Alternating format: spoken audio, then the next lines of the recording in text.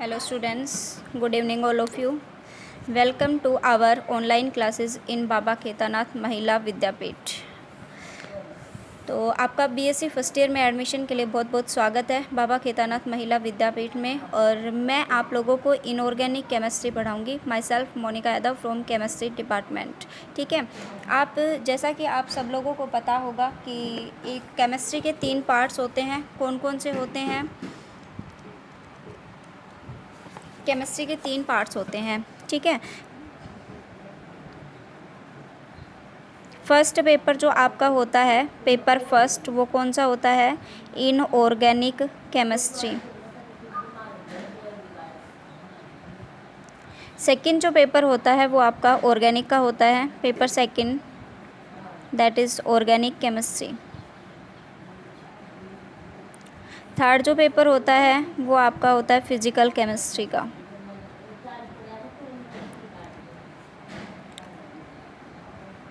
Physical chemistry. ठीक है, तो आपके केमिस्ट्री के 3 पेपर्स होते हैं, paper first, second and third. जो पेपर फर्स्ट है वो इनऑर्गेनिक केमिस्ट्री का होगा, पेपर सेकंड है वो ऑर्गेनिक केमिस्ट्री का, एंड पेपर थर्ड है वो फिजिकल केमिस्ट्री का होगा। ठीक है, अब जो टोटल आपका केमिस्ट्री का एग्ज़ाम है वो 200 मार्क्स का होता है, 200 नंबर का होता है, जिसमें से 200 नंबर में 50 नंबर का आपका इनऑर्गेनिक केमिस्ट्री का पेपर आएगा, 50 नंबर का आपका ऑर्गेनिक का पेपर आएगा और 50 नंबर का आपका फिजिकल का पेपर होता है। ठीक है, बाकी जो 50 मार्क्स बच गए, जो 50 नंबर बच गए, उसमें क्या होगी आपकी प्रैक्टिकल क्लासेस। ठीक है, प्रैक्टिकल भी कितने मार्क्स की होती है? 50 मार्क्स की होती है। ठीक है, तो अब उसके बाद जो 200 मार्क्स का आपका इनऑर्गेनिक केमिस्ट्री टोटल केमिस्ट्री का एग्ज़ाम हो चुका है। तो पेपर फर्स्ट है वो इनऑर्गेनिक केमिस्ट्री। इनऑर्गेनिक केमिस्ट्री को आपको मोनिका मैम पढ़ाएंगी, हिंदी को भी और इंग्लिश मीडियम दोनों को। ठीक है, both medium, Hindi and English. Paper second है वो ऑर्गेनिक मैडम केमिस्ट्री, वो साक्षी मैम करवा रही हैं आपको। पेपर थर्ड है वो फिजिकल संगीता मैडम करवा रही हैं। क्लियर है? तो आज हम इनऑर्गेनिक केमिस्ट्री का सिलेबस एक बार रिवाइज करते हैं कि इनऑर्गेनिक केमिस्ट्री के सिलेबस में क्या क्या है। ठीक है, तो फर्स्ट जो यूनिट है, ये ध्यान रखना कि जो पेपर 50 नंबर का होता है उसमें आपकी 5 यूनिट होती हैं। ठीक है, और हर एक यूनिट से आपका 10 मार्क्स का क्वेश्चन आता है। जैसे 10 मार्क्स का यूनिट फर्स्ट से, 10 मार्क्स का यूनिट सेकंड से, 10 मार्क्स का यूनिट थर्ड से, 10 मार्क्स का यूनिट फोर्थ से और 10 मार्क्स का यूनिट फिफ्थ से। क्वेश्चन जो बनते हैं, एक यूनिट से 2 क्वेश्चंस बनते हैं। ठीक है, ionic solids, metallic bond and weak interactions. Clear है? तो एक जो क्वेश्चन बनता है वो आपका आयनिक सॉलिड से बनेगा और दूसरा जो क्वेश्चन बनता है वो metallic bond and weak interaction से बनता है। और दोनों क्वेश्चन में से आपको और में क्वेश्चन मिलते हैं। पहला क्वेश्चन इसमें से मिलेगा, सेकंड क्वेश्चन इसमें से मिलेगा। तो और में जो दोनों क्वेश्चन में से आपको एक क्वेश्चन अटेम्प्ट करना होता है। इसी तरह यूनिट सेकंड में से जो एक क्वेश्चन मिलेगा, एक पर्सन जो मिलेगा आपका वो कोवेलेंट बॉन्ड से मिलेगा। जो दूसरा जो क्वेश्चन है वो मिलेगा आपको मॉलिक्यूलर ऑर्बिटल थ्योरी से। ठीक है, इन दोनों में से आपको एक क्वेश्चन करना पड़ेगा। ऐसे यूनिट थर्ड से एक एस ब्लॉक एलिमेंट से, एक periodicity of P block elements, दोनों में से आपको एक क्वेश्चन करना होगा।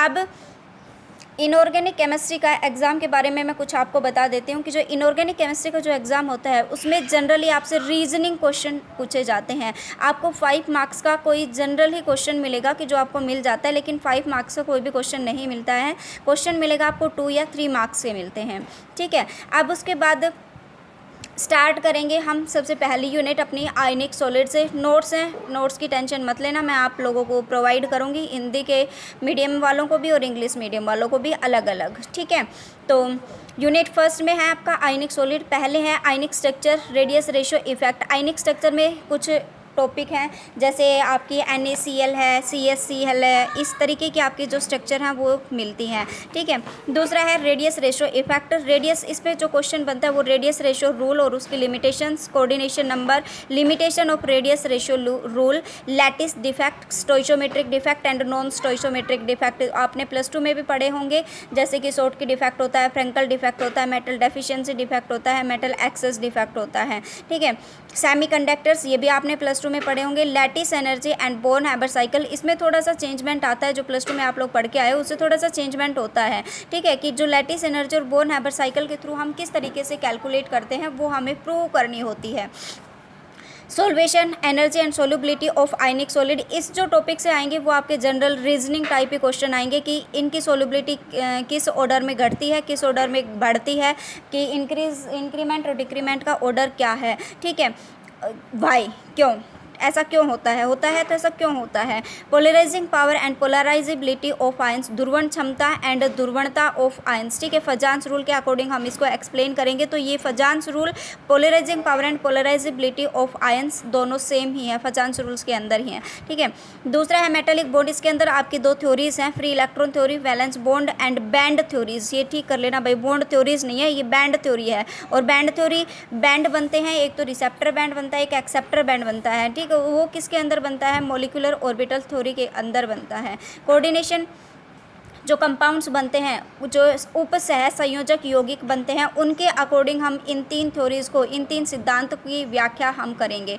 उसके बाद दूसरा जो टॉपिक है इसका वीक इंटरेक्शंस, वो हाइड्रोजन बॉन्डिंग एंड वांडरवाल्स फोर्सेज। इसमें से भी हाइड्रोजन बॉन्डिंग और वांडरवाल फोर्सेज से भी आपके सारे रीजनिंग टाइप क्वेश्चन बनेंगे कि इनकी आयनन ऊर्जा है वो कम होती है, क्यों होती है, ठीक है। इस तरीके से आपके सारे रीजनिंग क्वेश्चन बनेंगे हाइड्रोजन बॉन्डिंग में और वांडरवाल फोर्सेस में। मैंने बताया ज़्यादातर जो इनऑर्गेनिक का सिलेबस उसमें ज़्यादातर रीजनिंग ही पूछी जाती है। कोई भी क्वेश्चन कुछ एक क्वेश्चन बनता है कि जो आपको डायरेक्ट टॉपिक वाइज मिल जाएगा, कि जैसे बोर्न हैबर साइकिल, जो बोर्न हैबर चक्र का निर्माण करो और NaCl किस तरीके से बनता है, उसके सारे स्टेप्स लिखना, तो ये आ सकता है आपको 5 मार्क्स का, ठीक है। बाकी आपको 2-2, 3-3 नंबर के आएंगे कि सेमीकंडक्टर्स एंड टाइप सेमीकंडक्टर क्या होता है, पी टाइप सेमीकंडक्टर पर नोट लिखो, इस तरीके से आएंगे। शॉर्टकी डिफेक्ट, फ्रैंकल डिफेक्ट, इनमें से इस तरीके से आपको डायरेक्ट नोट पूछ सकते हैं। बाकी जितने भी टॉपिक हैं उस सारे टॉपिक से रीजनिंग टाइप के क्वेश्चंस बनते हैं, ठीक है। सेकंड यूनिट है, पहला पोर्शन उसका कोवेलेंट बॉन्ड, सह संयोजक बंध। उसमें कौन सी थ्योरी पढ़ेंगे हम, पहले valence bond theory and it's limitation, फिर उसके बाद directional and shapes of simple inorganic molecules and ions, कि उनका hybridisation, sp sp2 sp3 sp3 d sp3 d2, ठीक है, इन सभी हाइब्रिडाइजेशंस के एग्जांपल्स। और इसमें कैसे क्वेश्चन बनता है कि शेप्स ऑफ, जैसे कोई भी मॉलिक्यूल दे दिया और आपको पूछ लेता है कि इस की शेप को, कोई भी मॉलिक्यूल दे दिया, जैसे NH3 दे दिया, ठीक है, कि NH3 की शेप को, NH3 की आकृति को वैलेंस बॉन्ड थ्योरी की सहायता से व्याख्या करो, ठीक है। उसके बाद दूसरी जो थ्योरी है वो इसके अंदर बनती है valence and electron pair repulsion theory to NH3 H2O SF4 ClF3 ICl2 and H2O। दूसरा पोर्शन आता है वो मॉलिक्यूलर ऑर्बिटल थ्योरी का आता है, आणविक कक्षक सिद्धांत का। इसमें आपको डायरेक्ट क्वेश्चन मिलेगा कि किसी भी मॉलिक्यूल का मॉलिक्यूलर ऑर्बिटल डायग्राम बनाओ, ठीक है। वो मैं आपको एक मॉलिक्यूलर ऑर्बिटल डायग्राम आपको बना के दिखाऊंगी, एक्सप्लेन करके दिखाऊंगी आपको, ठीक है। यूनिट थर्ड में है एस ब्लॉक एलिमेंट्स और periodicity of P block elements की किस तरीके से जो आवर्तिता है, गुणों में किस तरीके से आवर्तिता और आवर्त में किस किस तरीके से गुण चेंज होते हैं और क्यों होते हैं, उन सभी चीज़ों की एक्सप्लेनेशन हम करेंगे। और एस ब्लॉक एलिमेंट्स में इनके गुणों की व्याख्या भी करेंगे और फिर उसके बाद इनके फीचर्स क्या होते हैं, सेलाइंट फीचर्स हाइड्राइड्स के क्या होते हैं, सॉल्वेशन और कॉम्प्लेक्सेशन टेंडेंसी क्या होती है। इस पर डायरेक्ट क्वेश्चन पूछा जाता है फंक्शंस इन बायोसिस्टम की। जैसे आपकी जो फर्स्ट ब्लॉक की जो एलिमेंट्स होती हैं, lithium, sodium, potassium, rubidium, caesium, ठीक है, लीना की रबड़ी सस्ती फरियाद, और ऐसे उसके बाद बेटा मांगे कार स्कूटर बाप रोए। तो इनका हमारी डेली लाइफ के अंदर क्या रोल है, दैनिक जीवन में इनका क्या महत्व है, वो सभी चीज़ें पूछी जाती हैं। अब उसके बाद यूनिट फोर्थ में कुछ एक कंपाउंड्स हैं पी ब्लॉक एलिमेंट्स के, वो डायरेक्ट आपसे पूछ लिया जाएगा कि हाइड्राइड्स ऑफ बोरोन, या फिर कोई भी कंपाउंड दे दिया, डाइबोरेन दे दिया, हायर बोरेन दे दिया, बोराजिन का, जैसे बोराजिन की synthesis, preparation and chemical properties, क्या उसकी फिजिकल, सबसे पहले क्या बताओगे कि बोराजिन को कैसे बनाया जाता है, बोराजिन की सिंथेसिस क्या है, ठीक है। फिर उसके बाद बोराजिन की फिजिकल प्रॉपर्टीज़, फिर उसके बाद केमिकल प्रॉपर्टीज़, और फिर उसके बाद इसके यूजेस की, कहाँ कहाँ पर हम इनको यूज़ कर सकते हैं, ठीक है। दूसरा जो क्वेश्चन बनेगा वो बनेगा केमिस्ट्री ऑफ नोबल गैसेस के ऊपर, कि जिनोन के कुछ एक कंपाउंड्स हैं जैसे XCF2, XCF4, XCF6, इनकी भी preparation, physical properties and chemical properties के बारे में डायरेक्ट क्वेश्चन पूछा जाता है, ठीक है। यूनिट फिफ्थ आपकी न्यूक्लियर केमिस्ट्री, फंडामेंटल पार्टिकल्स, एक न्यूक्लियर केमिस्ट्री का पोर्शन है और दूसरा रेडियो केमिस्ट्री का पोर्शन है। तो न्यूक्लियर केमिस्ट्री में मेन जो टॉपिक है वो यही है, आइसोटोप्स, आइसोबार, आइसोटोन्स, ठीक है। एक आपका जो कॉन्सेप्ट बनता है वो कि concept of nucleates and its representation representation जो एक ग्राफ से N/P रेशो से हम कैलकुलेट करते हैं, ठीक है।